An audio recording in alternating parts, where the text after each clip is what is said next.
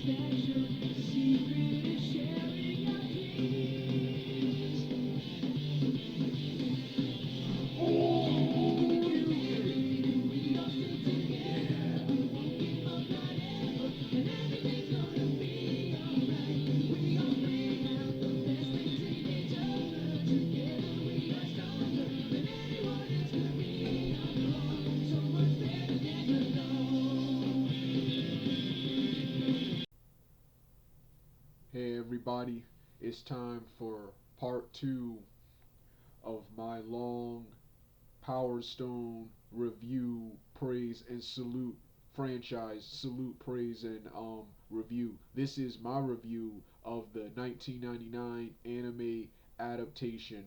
I first saw this um anime adaptation Power Stone in 2007.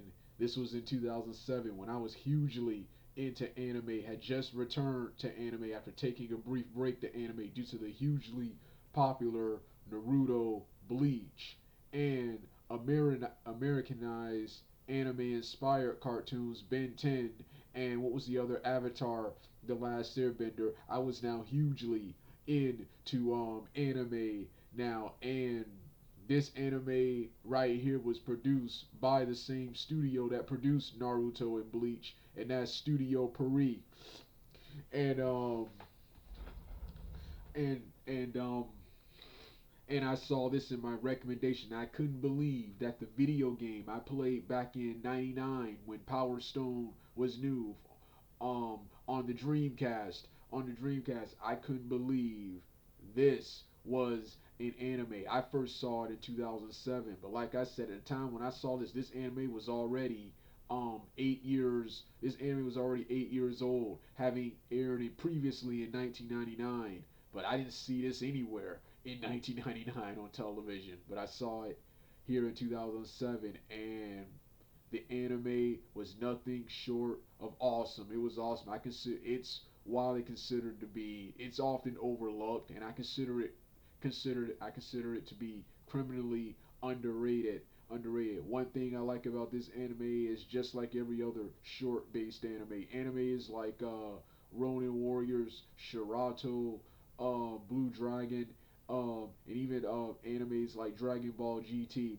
One of the main things I like about those animes, they didn't need 100 plus episodes to tell what is basically a simplistic story.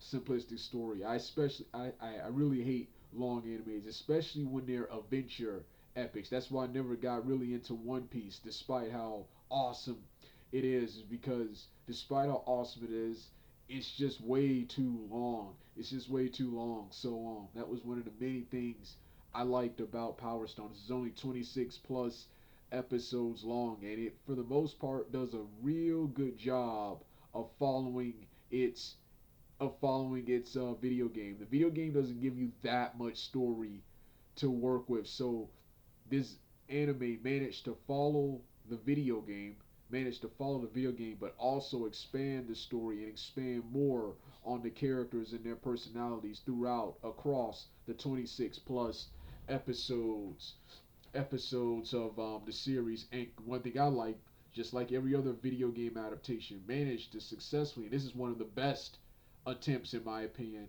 connect each warrior, each fighter's character, each fighter's storyline to one gigantic storyline. There's several characters in this anime.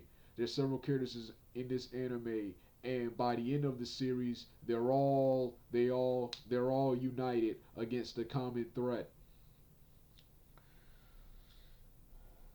Against yeah, the only things I hate about this anime, most of the budget, this didn't have a really big budget. Most of the budget went to the character designs and artwork.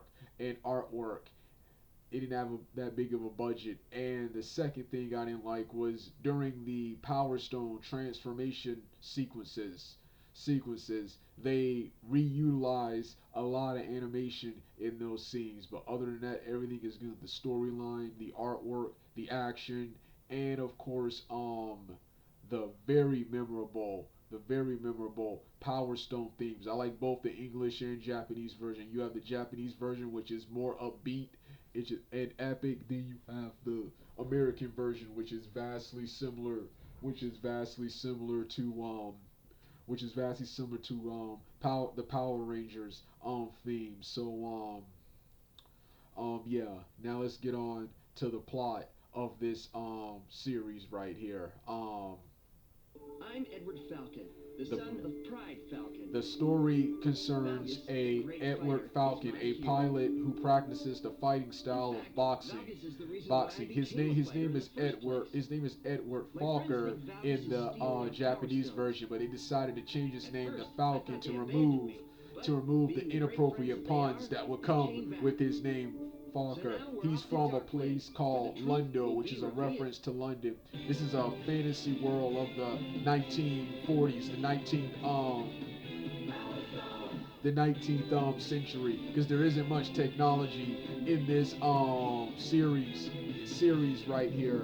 Edward Falcon Edward Falcon is given a power stone by his dad, who leaves to search for miracles and wonders.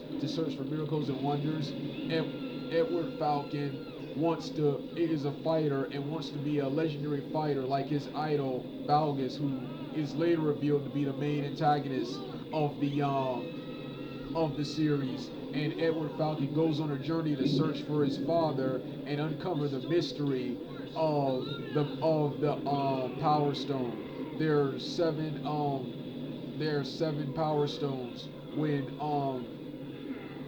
each Power Stone has its own power up. Edward Falcon's Power Stone transforms him into an armored warrior similar to Iron Man, War Machine, and of course Mega Man. The first person he encounters on his quest is the samurai of Ryoma, whom his Power Stone reacts to Edward Falcon's Power Stone. His Power Stone, transform him to a hybrid of the Silver Samurai mutant from the X-Men and the Inferno armor from the Ronin Warriors anime. He's also, along with Falcon, one of my favorite characters.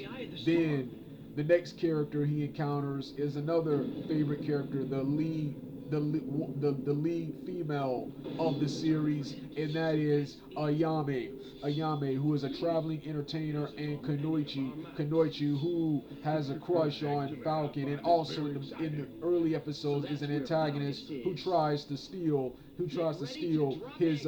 his power stone. When in her power stone, she transforms into a pink cherry blossom dancer type warrior. I can't. It's hard to describe her power stone. Then you got Falcon's crush, the fortune teller Rouge, who is pretty much, while Ayame is the leading lady of this franchise, the franchise player. Rogue is the most popular female character in the franchise. She's the love interest. She's the love interest of the main character Falcon, but she likes the character of Ryoma, and she's a fortune teller from a mysterious city called Madad, which is a reference to Baghdad. And her power stone is a scorching beauty style of gold fortune beauty style of warrior. Hers is hard to pronounce too. Then later, Falcon encounters another favorite character of mine from the franchise, and that is, of course, my boy Wantong. Wantong, who is a chef and aspiring martial artist from the town of Tongong. He's vastly similar to the main character of Goku and Tien Shinhan of Dragon Ball. He's Goku in the role of Tien Shinhan because Falcon is in the role of Goku in this series. And he with his power stone, he has one of the coolest transformations. He transforms into a Super Saiyan and fires various energy attacks that resemble Ryu's Hadouken, Goku's Kamehameha wave, and even one that resembles Goku's Genki Dama, the Spirit Bomb. And his Power Stone form, his Super Saiyan form, is called Agile Dragon. Then Falcon, he's often chased by a group of pirates called the Octopus Gang, which are led by a mysterious pirate named Kraken, who's one of the minor antagonists from the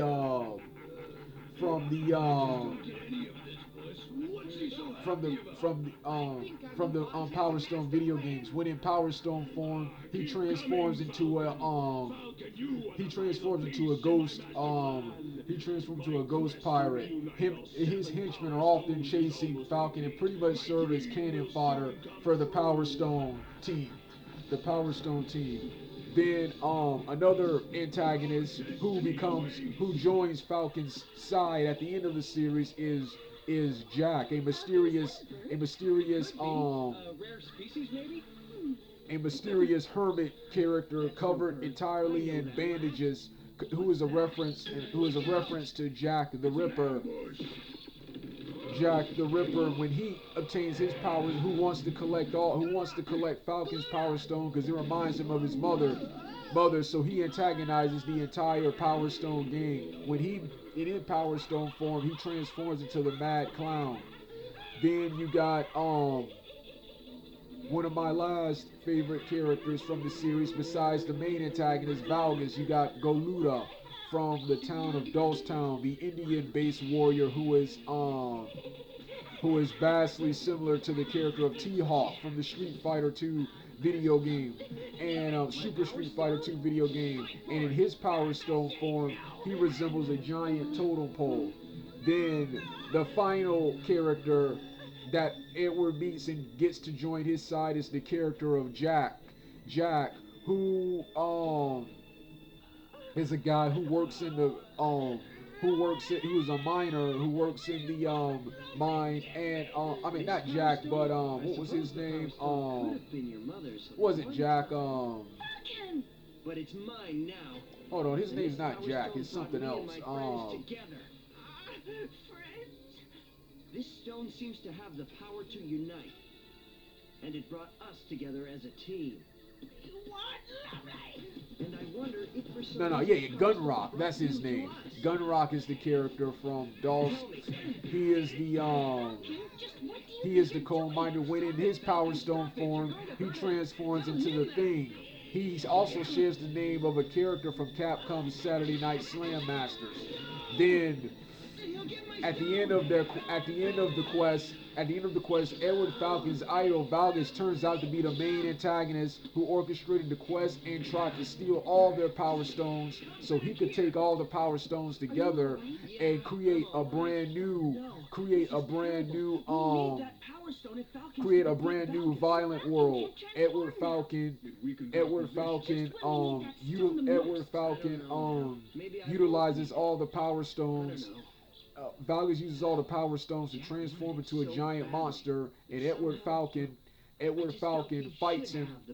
Edward Falcon transforms into a new armored warrior with all the guys' Power Stones together and uses his power to defeat Valgus. And Valgus, who his childhood reveals he was bullied as a child, leading him to want to become strong and create a new violent world with the Power Stones.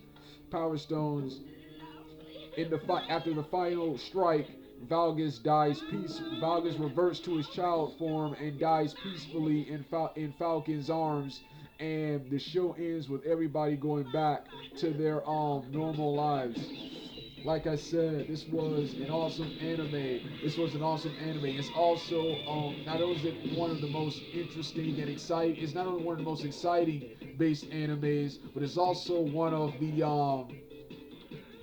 funniest. Not only are Edward Falcon and his relationships and exchanges with his rival Ryoma Wantong and his lusting after Rouge, who Rouge doesn't give him the time of day. Not only is that funny, but various side characters in the show are funny, such as Ayame's gay brother, whose name I can't remember, and Wantong, his martial arts teacher and chef who does nothing but want to eat and tries to utilize them to go on various quests to get him to prepare food for him. Who else is in this series?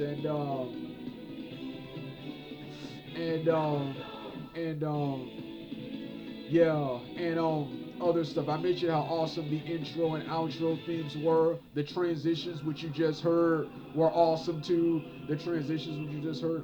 So Power Stone, one of the greatest and most underrated animes of all time. Well, this is it for the Power Stone anime review. Stay tuned for the salute and praise of the video games that inspired this awesome anime. Alright, I'm finished. Hey everybody, now it's time for my salute and praise of the two Power Stone games that inspired the very awesome anime I just recently reviewed here. Um, unlike since unlike the anime, cartoon, and video game tie-in reviews, since this is a salute and praise, there will be no video game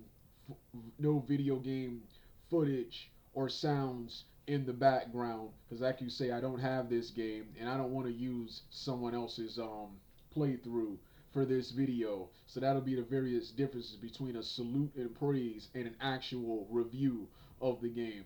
This is just me talking about the game from my experiences and memories of playing this game back when the Dreamcast was new. This game right here, when I first played it, I thought it was one of the coolest games of all time. The video game itself, um, storyline and setting wise, was a cross between Street Fighter and Dragon Ball.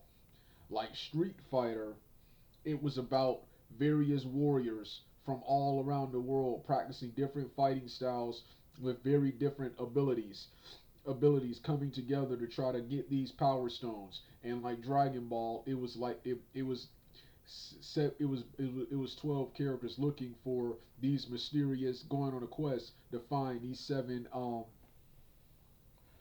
power stones. Even the character of Wantong transforms. His power stone form is a Super Saiyan, and he fires Hadouken like blasts similar to Ryu, Ki blasts similar to Kamehameha waves similar to Goku, and even Goku's Spirit Bomb, the Genki Dama. And like Dragon Ball, it's set in a fictitious 19th 19th century. So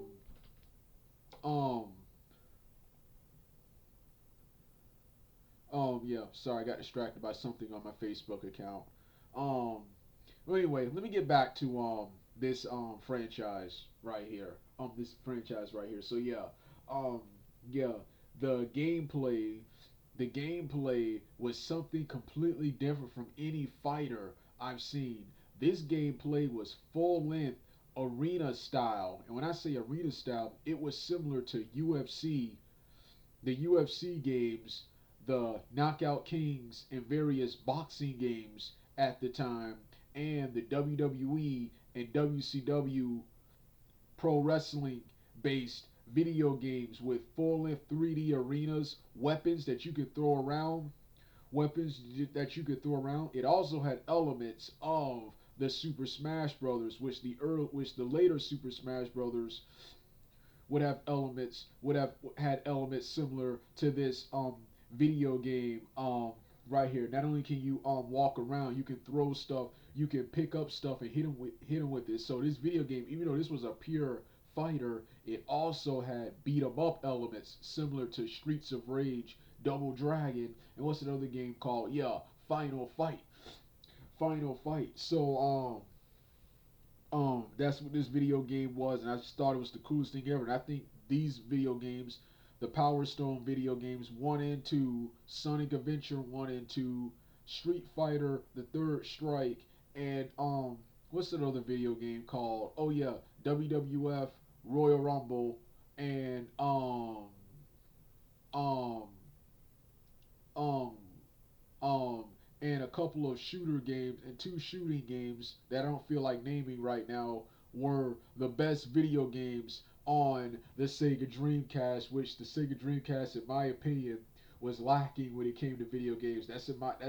One of my that's in my opinion one of the main reasons the Sega Dreamcast doesn't exist anymore, and Sega in general doesn't make video game consoles anymore, focusing way too much on technology and enhancements over what was important, that was video games. But these video games I just mentioned were some of the best on the Sega Dreamcast.